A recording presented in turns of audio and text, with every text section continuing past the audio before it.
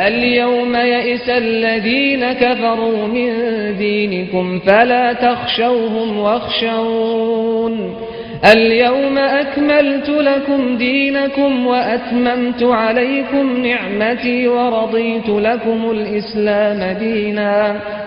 بسم اللہ الرحمن الرحیم. الحمد للہ رب العالمین وصلی اللہ علی محمد وآلہ الطاہرین ولعنۃ اللہ علی اعدائہم اجمعین الی قیام یوم الدین. وقال سبحانہ وتعالی ولقد بعثنا فی کل امۃ رسولا. خداوند تبارک و تعالیٰ کا ارشاد ہے کہ ہم نے ہر امت میں رسول مبعوث فرمائے. ہماری گفتگو کا موضوع نبوت، اور جیسا کہ آپ کے علم میں ہے کہ نبوت اصول دین میں سے تیسری اصل ہے، یا بالفاظ دیگر نبوت اسلام کے ستونوں میں سے تیسرا اہم اور محکم ستون ہے. نبوت کے بارے میں ہم نے پہلے بھی توجہ دلائی کہ نبی اللہ سبحانہ و تعالیٰ کی جانب سے ایک خبر لے کے آنے والا کہ جو انسان ہو، لیکن یہ خبر کسی انسان کے ذریعے سے نہیں بلکہ ایک فرشتے کے ذریعے سے لے کے آئے. نبی 1,24,000 اور ان میں 313 ان سے بلند مقام کے انبیاء کہ جنہیں رسول کہا جائے، اور ان 313 میں 5 اور بلند مقام پر فائز انبیاء کہ جو اولو العزم ہیں. انبیاء علیہم السلام میں چند شرائط موجود ہونی چاہیے، چند خصوصیات موجود ہونی چاہیے. نبی کی چند شرائط ہیں. ان میں سے ایک جو مذہب حقہ شیعہ اثنا عشریہ میں لازم قرار دی گئی ایک نبی کے لیے، وہ ہے عصمت. اور عصمت کے معنی دو اعتبار سے ہیں. ایک یہ کہ نبی گناہ کبیرہ یا گناہ صغیرہ کو انجام نہ دے، اور دوسرے مرحلے پہ یہ کہ سہو و نسیان سے پاک ہو، یعنی بھول چوک نہ ہو. بس یا تو ان دو شرائط کو الگ الگ تصور کر لیا جائے کہ نبی گناہ صغیرہ اور گناہ کبیرہ کو انجام نہ دے. البتہ جب کہا جائے کہ نبی گناہ کبیرہ اور صغیرہ کو انجام نہ دے تو اس کے کیا معنی ہیں انشاءاللہ تفصیل سے بیان کیے جائیں گے. پس عصمت کو دو حصوں میں تقسیم کیا جا سکتا ہے. ایک یہ کہ نبی گناہ صغیرہ اور گناہ کبیرہ کو انجام نہ دے، اور دوسری کیفیت یہ کہ وہ سہو و نسیان سے پاک ہو. اب یہاں پر پہلا سوال یہ ہوتا ہے کہ کیا یہ نظریہ صحیح ہے؟ کیا قرآن میں اس کی جانب کی توجہ دلائی گئی؟ تو جواب میں بہت ساری آیات پیش کی جا سکتی ہیں، اور اس وقت فقط چند آیات کو آپ کی خدمت میں پیش کیا جائے. ارشاد خداوند تبارک و تعالیٰ ہے اذ ابتلى ابراہیم ربہ بکلمات فاتمہن قال انی جاعلک للناس اماما قال ومن ذریتی قال لا ینال عہد الظالمین. کہ جب جناب ابراہیم علیہ السلام سے خداوند تبارک و تعالیٰ نے امتحان لیا اور وہ امتحان میں کامیاب ہوئے تو اللہ سبحانہ و تعالیٰ کی جانب سے ارشاد ہوا انی جاعلک للناس اماما. تو آپ نے سوال کیا کیا یہ منصب میری ذریت میں بھی ہوگا؟ فرمایا لا ینال عہد الظالمین، یہ میرا عہد، یہ مقام اور منزلت ظالموں تک نہیں پہنچ سکتی. ان الشرک لظلم العظیم، کہ شرک ایک بڑے مظالم میں سے ایک بڑا ظلم ہے. شرک مظالم میں سے ایک بڑا ظلم ہے، یعنی برائیوں میں سے ایک بڑی برائی ہے. اور انہی گناہوں کے لیے ایک اور جگہ قرآن مجید میں ارشاد خداوند تبارک و تعالیٰ سورہ ہود میں وما ظلمناہم ولکن کانوا انفسہم یظلمون، ہم نے ان پر ظلم نہیں کیا لیکن ان لوگوں نے خود اپنے آپ پر ظلم کیا. یہ ظلم کس طریقے سے کیا؟ اللہ کی مخالفت کے ذریعے سے. بس ارشاد خداوند تبارک و تعالیٰ ہے کہ یہ عہد ظالم تک نہیں پہنچ سکتا. اب اگر یہ لفظ ظلم کسی اور جگہ بھی استعمال ہو تو وہاں پر اگر کسی نبی کے لیے استعمال ہو تو کہا جائے گا کہ یہاں پر ظلم سے مراد گناہ نہیں ہے، جبکہ ان دو آیتوں میں ظلم سے مراد گناہ ہے. اور ہمارا موضوع یہ ہے کہ نبی معصوم ہے، یعنی گناہوں سے پاک ہے. اب اگر مثال کے طور پہ جناب آدم علیہ السلام کے بارے میں کہا جائے کہ انہوں نے اپنے اوپر ظلم کیا کس کے ذریعے سے؟ گندم کھانے کے ذریعے سے، تو وہ ظلم گناہ کی صورت میں نہیں تھا بلکہ اس صورت میں کہ انہوں نے گناہ کیا اور گناہ کا نتیجہ یہ ہوا کہ وہ جنت سے نکل کر زمین پہ آئے، تو یہ کہ اپنے اوپر ظلم تھا. اب یہ گفتگو بھی ہوگی کیا جناب آدم نے گناہ کیا؟ تو کہا جائے گا کہ جناب آدم نے گناہ نہیں کیا بلکہ جناب آدم نے ترک اولا کیا. ترک اولا کیا چیز ہے؟ ہمارا عقیدہ یہ ہے کہ ایک کام ہے اچھا اور ایک کام ہے جائز، اور جو فقط جائز کام ہے اس سے بہتر ہے اچھا کام۔ اب ایک انسان کو اور نبی کو اختیار ہے، چاہے وہ اچھا کام کرے اور چاہے وہ کام کرے جو فقط جائز ہے۔ ترک اولا کے معنی یہ ہے کہ جو بہتر کام تھا ان دو کاموں میں سے یا چند کاموں میں سے جو بہتر تھا اس کو ترک کیا۔ اب کیونکہ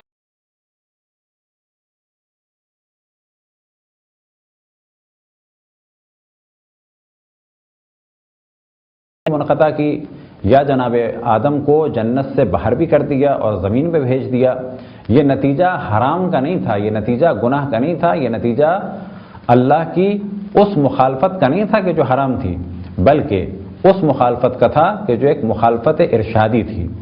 اب یہاں پر دوبارہ تفصیل سے گفتگو کو کیا جائے، اور وہ یہ کہ اللہ سبحانہ و تعالیٰ کے حکم دو طرح کے ہیں۔ ایک حکم ہے حکم مولوی کہ جس میں واجب ہے کسی کام کو انجام دینا یا لازم ہے کسی کام کا ترک کرنا، اور ایک ہے حکم ارشادی کہ یہ کام کرو تو بہتر ہے، اس میں تمہارا فائدہ ہے۔ اب اگر نبی حکم مولوی کو ترک کریں تو ہمارا عقیدہ یہ ہے کہ وہ حکم مولوی کو ترک نہیں کرتے، بلکہ کس کو ترک کیا انہوں نے؟ اس اچھے کام کو ترک کیا کہ جو بہتر تھا کہ ترک نہ کیا جاتا، اولا یہ تھا، بہتر یہ تھا کہ ترک نہ کیا جاتا، لیکن انہوں نے ترک کر دیا۔ ترک کرنے کے بعد کچھ اس کے آثار وضع تھے، نقصان ہوا۔ اب جو یہ نقصان ہوا یہ ایک طرح کا ظلم ہے، لیکن یہ وہ ظلم نہیں ہے کہ جو حرام کی صورت میں ہو، اور یہاں ہمارا موضوع ہے کہ نبی علیہ الصلوۃ والسلام حرام سے اور اللہ سبحانہ و تعالیٰ نے جس چیز کو منع کیا ہو حکم مولوی کی صورت میں کہ اس کام کو انجام دینا جائز نہیں ہے، یعنی گناہ، وہ کام وہ انجام نہیں دے سکتے۔ بس عصمت کا پہلا مرحلہ یہ ہے کہ نبی گناہ نہیں کرتے۔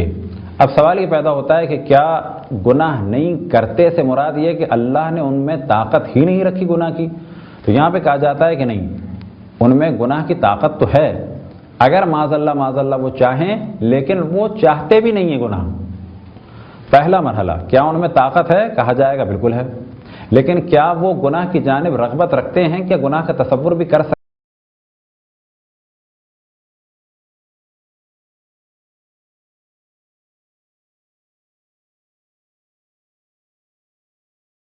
کسی شخص نے ایک عالم دین سے پوچھا کہ یہ کیسے ممکن ہے کہ یہ تو مان لیا کہ نبی گناہ نہیں کرتے، امام گناہ نہیں کرتے، لیکن یہ جو آپ نے کہا کہ وہ ارادہ بھی نہیں کرتے اور سوچتے بھی نہیں، تو یہ کیسے ممکن ہے؟ تو جواب بہت زیادہ مناسب تو نہیں الفاظ کے اعتبار سے، لیکن حقیقت یہ ہے کہ اس سے بہتر کوئی جواب نہیں ہو سکتا کسی آدمی کو یہ سب مراحل سمجھانے کے لیے۔ تو الفاظ تو اس میں بعض مناسب استعمال نہیں ہوئے، لہذا ان عالم دین نے جواب دیا کہ جب تم جاتے ہو ٹوائلٹ، تمہارے جسم سے جو نجاست خارج ہوتی ہے، کیا کبھی تم نے اسے کھایا؟ اب اس آدمی کو شوق لگا، اس نے کہا کہ نہیں۔ کہا کبھی ارادہ کیا؟ یعنی کھانے کے لیے بڑھ رہے تھے، کھا لیں، پھر اس کے بعد چھوڑ دیا؟ کہا کہ نہیں، ایسا بھی نہیں۔ کہا کبھی سوچا تو ضرور ہوگا کہ کھا لیں تو اچھا ہے؟ کہا کہ کبھی بھی ایسا نہیں ہوا؟ کہا کہ بالکل ایسے ہی، جتنی تمہیں اپنے جسم سے نکلی ہوئی یہ نجاست یا کوئی اور گندگی اور نجاست سے نفرت ہے کہ جس کے بارے میں نہ تم کبھی تصور کرتے ہو، نہ ارادہ کرتے ہو، نہ ہی انجام دیتے ہو، اس سے ہزار اور لاکھوں گنا زیادہ ایک نبی کو اللہ کی مخالفت کی برائی اور اس کی قباحت کا علم ہے۔ پس نبی نہ گناہ کرتے ہیں، نہ گناہ کا ارادہ کرتے ہیں، اور نہ ہی گناہ کا تصور کرتے ہیں۔ یہ ان میں ایک اللہ کی معرفت کی وجہ سے ایک ملکہ اور قوت حاصل ہوئی۔ بس جب کہا جائے کہ ان میں طاقت ہے، طاقت سے مراد بالآخر انسان ہے، لیکن وہ کرتے نہیں اپنے اختیار سے، معرفت خداوند تبارک و تعالیٰ کی وجہ سے، اور کیونکہ وہ اللہ کے مقرب ہیں، اللہ سبحانہ و تعالیٰ کی بندگی کرتے ہیں، لہذا اور اللہ کی جانب سے توفیقات میں ان کے اضافہ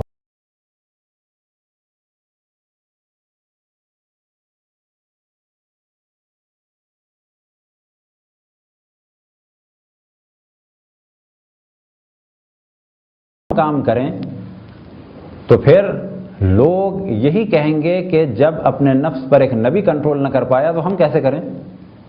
جب ہمارا ہادی ہی گمراہ ہو گیا جس کا کام ہدایت کرنا تھا تو اب ہماری زندگی کا کیا ہوگا؟ لہذا ہم تمام انبیاء علیہ السلام کو پاک اور پاکیزہ مانتے ہیں، کیونکہ ان کا کام ہے لوگوں کی ہدایت۔ اگر یہ خود معاذ اللہ گمراہ ہو جائیں، چاہے وہ ایک سیکنڈ کے بھی 1000ویں حصے کے برابر ہو، تو وہ لوگوں کے لیے کیا رول ماڈل بنیں گے؟ اسی طرح سے عصمت کا جو دوسرا مرحلہ ہے یا نبی کی جو دوسری شرط ہے وہ ہے سہو و نسیان سے پاک ہونا۔ البتہ پہلا والا مرحلہ اپنے ارادے اور اختیار سے ہے اور ساتھ میں کچھ توفیقات الہی شامل ہے، لیکن یہ دوسرا مرحلہ جو ہے یہ خالصتاً اللہ سبحانہ و تعالیٰ کی جانب سے ہے۔ کیوں کہ اللہ سبحانہ و تعالیٰ کے مطیع و فرما بردار ہیں اور اللہ نے لوگوں کی ہدایت کے لیے بھیجا ہے، لہٰذا یہ بھول چوک بھی نہیں کرتے۔ ایسا نہیں ہے کہ بھولے سے کبھی یہ ظلم کر دیں، ایسا نہیں ہے کہ بھولے سے کبھی یہ کوئی نجاست کی چیز کھا لیں، ایسا نہیں ہے کبھی یہ بھولے سے گالی دے دیں، ایسا نہیں ہے کبھی یہ بھولے سے کوئی ظلم کر جائیں۔ وجہ کیا ہے کہ اگر یہ بھولے سے بھی کر جائیں تو لوگ یہی سمجھیں گے کہ نبی باطل کام انجام دے رہے ہیں، حرام کام انجام دے رہے ہیں۔ مثال کے طور پہ معاذ اللہ ایک نبی تنہائی میں ایک جگہ پانی رکھا ہو، دوسری جگہ شراب رکھی ہو، تو ہمارا عقیدہ یہ ہے کہ وہ بھول کر بھی شراب کی جانب ہاتھ نہیں لے جا سکتے۔ ایسا نہیں ہے کہ وہ شراب کی جانب ہاتھ لے جائیں اور معاذ اللہ وہ شراب پی لیں۔ ہاں عام انسان یہ کر سکتا ہے، ہمارے لیے ممکن ہے کہ ہم شراب پی لیں، بھولے سے تو کہا جائے گا بھولے سے شراب پی لی کوئی گناہ نہیں ہے، لیکن نبی کے لیے یہ چیز ممکن نہیں ہے۔ وجہ کیا ہے کہ یہ ایک اللہ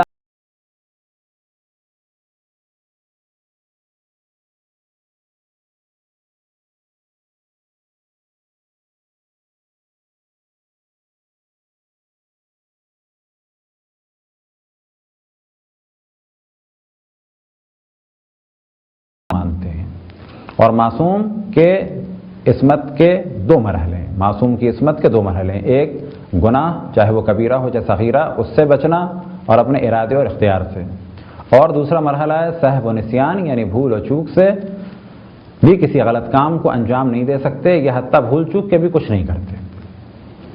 اس مسئلے میں ہمارے برادران اہل سنت عام طور پہ اعتراض کرتے ہیں اور قرآن سے دلائل لے کے آتے ہیں کہ انبیاء نے غلط کام کیے، انبیاء نے گناہ کیے، جبکہ ہم کہتے ہیں کہ جس طرح سے اللہ سبحانہ و تعالیٰ کے بارے میں نسیان کی نسبت دی جاتی ہے، وَنَسِيَهُمْ سورۃ توبہ میں نسوا اللہ ونسیہم، وہ اللہ کو بھول گئے اور اللہ نے انہیں بھلا دیا، یہاں پر تعویل کی جاتی ہے۔ تعویل کیا مراد ہے تعویل کی؟ کہ جب صحیح معنی مناسب نہ ہو تو ان کو ایک محاورتی اور مجازی اور پھر تعویل کا کام کیا جاتا ہے کہ اس کو محاورے یا مجاز میں لے جایا جائے۔ بس جب کہا جائے کہ انہوں نے اللہ کو بھلا دیا، اللہ نے انہیں بھلا دیا، تو اس کا ترجمہ کیا جائے گا ان لوگوں نے اللہ کو بھلا دیا اور اللہ نے ان کو ان کے حال پر چھوڑ دیا، نہ یہ کہ اللہ نے بھلا دیا۔ کیا اس آیت کے ذریعے سے یہ معاذ اللہ نتیجہ نکالا جا سکتا ہے کہ اللہ کو سہو و نسیان ہوتا ہے؟ ہم کہیں قطعاً نہیں ہوتا۔ بس کہا جائے قرآن میں جو نسیان لکھا ہے یہ کیا مراد ہے بھولنے کی بات؟ تو کہا جائے گا یہاں پر لفظ نسیان یعنی نسیہم کو مجازن معنی میں لیا جائے گا، اس کی تعویل کر دی جائے گی۔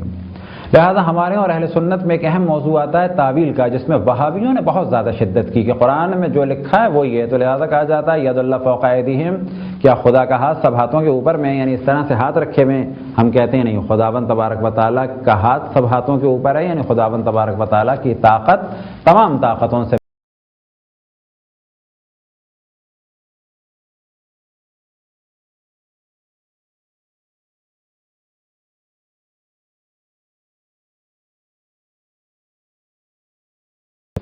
جو مفتی اعظم سعودی عرب بھی تھے۔ ایک زمانے میں جب آغا خوئی رضوان اللہ تعالیٰ علیہ حج کے لیے مکے گئے اور زیارت خانہ کعبہ اور زیارت مرقد رسول اللہ صلی اللہ علیہ وسلم سے اور مشرف ہوئے، تو وہاں پر مختلف علماء سے ملاقات ہوئی اور انہی میں سے عبداللہ ابن باز نے ایک سوال کیا تعویل کے بارے میں کہ آپ لوگ قرآن کی تعویل کیوں کرتے ہیں؟ تو آپ نے فرمایا کہ تعویل ضروری ہے، بعض جگہ تعویل کرنی پڑتی ہے۔ کہا نہیں، جو لکھا ہے وہی ہے۔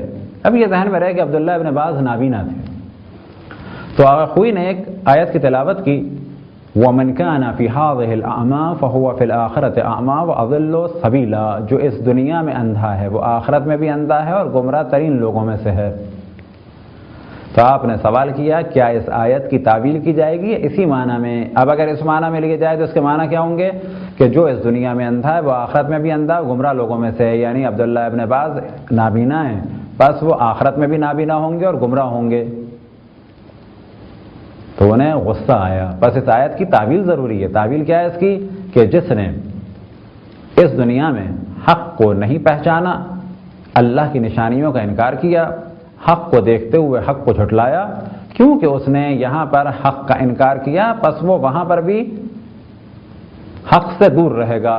یہاں پر اس طرح سے نابینا تھا، وہاں پر اس طرح سے نابینا ہوگا، اور یہی گمراہ ترین لوگوں میں سے ہے۔ پس یہاں پر لفظ اعمیٰ کی تعویل کرنی ہوگی، اور اگر تعویل نہ کریں، اندھے کو، اعمیٰ کو اندھے کے معنی میں لیں، فزیکلی اندھے کے معنی میں لیں، تو کیا ہوگا اس کا نتیجہ؟ کہ جو بھی اس دنیا میں اس وقت فزیکلی اندھا ہے، وہ چاہے مومن ہی کیوں نہ ہو، تو قرآن کیا کہتا ہے کہ جو اس دنیا میں اندھا ہو وہ اس دنیا میں بھی اندھا ہوگا معاذ اللہ، اور آخرت میں کیا ہے؟ وہ اندھا ہے اور گمراہ ترین لوگوں میں سے ہے۔ یعنی ہر فزیکل نابینا کو کہا جائے گا یہ گمراہ لوگوں میں سے ہے، جبکہ یہ قطعاً غلط ہے۔ ممکن ہے ایک دنیا میں نابینا ہو لیکن انتہائی بہترین مسلمان ہو، بہت ہی مومن اور پاک و پاکیزہ شخص ہو، لیکن قرآن سے یہ غلط معنی نکالے جا سکتے ہیں۔ اب یہاں ضرورت ہے قرآن کی تعویل کی جائے، قرآن کے اس لفظ کو یعنی اعمیٰ کو مجاز میں استعمال کیا جائے۔ اب جس طرح سے ان آیات کو ہم مجازاً استعمال ان آیات کے الفاظ کو ہم مجاز پر حمل کرتے ہیں اور الفاظ کے معنی مجازی لیتے ہیں، اسی طرح سے جب یہاں پر تعویل جائز ہے تو اللہ سبحانہ و تعالیٰ کے بارے میں یا پھر اگلے مرحلے میں انبیاء علیہم السلام کے بارے میں اگر چند الفاظ ہوں تو یہ دیکھنا ہوگا آیا مجازاً ان کو عرب استعمال کرتے تھے، اور اگر مجازاً استعمال کرتے تھے تو ان کو مجازاً لیا جائے گا۔ لہذا بعض جگہ انبیاء علیہم السلام کی بڑی توہین ہوئی۔ اتفاق سے صحیح بخاری میں اس قسم کی بہت روایتیں ہیں کہ ایک تو جناب موسیٰ کے بارے میں کہ معاذ اللہ وہ اپنی قوم کے سامنے برہنہ حالت میں آ گئے، جبکہ ہمارے یہاں اس قسم کی تمام روایتوں کی مذمت ہے۔ وہ واقعہ کیا ہے؟ وہ واقعہ یہ کہ بنی اسرائیل نے اس قسم کا پروپیگنڈا کیا کہ معاذ اللہ جناب موسیٰ کو کوئی بیماری ہے۔ اب یہ روایت ہے خود صحیح بخاری میں۔ نتیجہ کیا ہوا کہ جی بنی اسرائیل کے درمیان جب پروپیگنڈا ہوا تو اللہ نے کیا کیا معاذ اللہ کہ جب جناب موسیٰ نہانے گئے معاذ اللہ تو پتھر کپڑے لے کے بھاگ گیا۔ اور یہ سب کچھ کیوں کیا اللہ نے اہتمام؟ پھر معاذ اللہ کے ساتھ عرض کیا جائے کہ روایت صحیح بخاری میں کہ اللہ یہ دکھانا چاہتا تھا کہ جو تم احتمال دے رہے ہو کہ جناب موسیٰ کے عضو مردانگی میں کسی قسم کی بیماری ہے وہ غلط ہے، لہذا اللہ یہ دکھانا چاہتا تھا کہ یہ جسمانی طور پہ نارمل ہے، معاذ اللہ معاذ اللہ۔ تو نتیجہ کیا ہوا؟ کپڑا پتھر لے کے بے حکم خداوند تبارک و تعالیٰ بھاگا، اور صحیح بخاری کے الفاظ ہیں کہ معاذ اللہ جناب موسیٰ قوم کے درمیان اسی حالت میں آ گئے۔ ہمارے حساب سے اس قسم کی تمام روایتیں کفر ہیں، انبیاء علیہم السلام کی توہین ہیں، نبی اس قسم کی ساری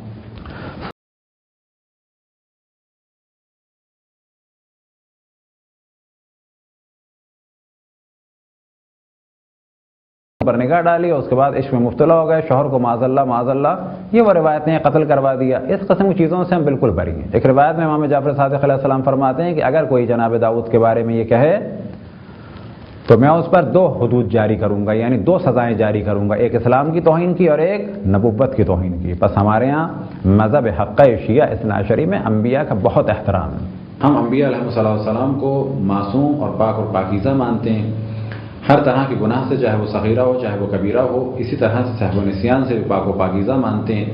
اب رہ گیا سوال یہ کہ بعض آیات قرآن مجید میں ایسی ہیں کہ جن سے انبیاء علیہم السلام کی ذات میں یا ان کے کردار میں یا فعل میں نقص ظاہر ہوتا ہے، تو یاد رکھیں جس طرح سے اللہ سبحانہ و تعالیٰ کے بارے میں بعض آیتوں کی تعویل کی جاتی ہے، مثال کے طور پہ کہ جہاں پر اللہ سبحانہ و تعالیٰ کو نسیان کی نسبت دی گئی، یعنی نسیہم کہ اللہ سبحانہ و تعالیٰ نے ان کو بھلا دیا، جب ہم وہاں پر تعویل کریں گے تو بالکل ایسے ہی جہاں جہاں پر بھی انبیاء علیہم السلام کے بارے میں کوئی نقص کا تصور کیا جائے تو وہاں پر ہم تعویل کریں گے، اور ان معنی کو حقیقی معنی کے بجائے مجازی معنی میں لیا جائے گا۔ حقیقی معنی سے مراد یہ کہ اگر وہاں پر ظلم کا لفظ استعمال ہوا ہے تو ظلم کے ایک معنی یہ ہے کہ اپنا نقصان کیا، اپنے آپ کو نقصان میں ڈالا، لہذا کہیں پر بھی ظلم سے یہ معنی نہیں ہے کہ گناہ کیا، مگر یہ کہ اگر کسی آیت میں جیسے شرک کو ظلم عظیم کہا گیا تو یہاں پر فقط جہاں لفظ شرک کے ساتھ ظلم آیا وہاں پر گناہ مانا جائے گا، لیکن اگر جناب آدم کے بارے میں لفظ آیا فَتَكُونَ مِنَ الظَّالِمِينَ کہ جو بھی گندم کھائے گا وہ ظالموں میں سے ہو جائے گا، تو یہاں پر ہم ظلم کے معنی لیں گے کہ جو بھی گندم کھائے گا یا درخت کے پاس جائے گا تو وہ اپنا نقصان اٹھائے گا۔ خداوند تبارک و تعالیٰ سے دعا ہے کہ بحق محمد وآل محمد ہمیں اپنے رسول، اپنی حجتوں، خصوصاً امام زمان علیہ السلام کی معرفت اور اطاعت کی توفیق عطا فرمائے۔ وصلی اللہ علی محمد وآلہ الطاہرین۔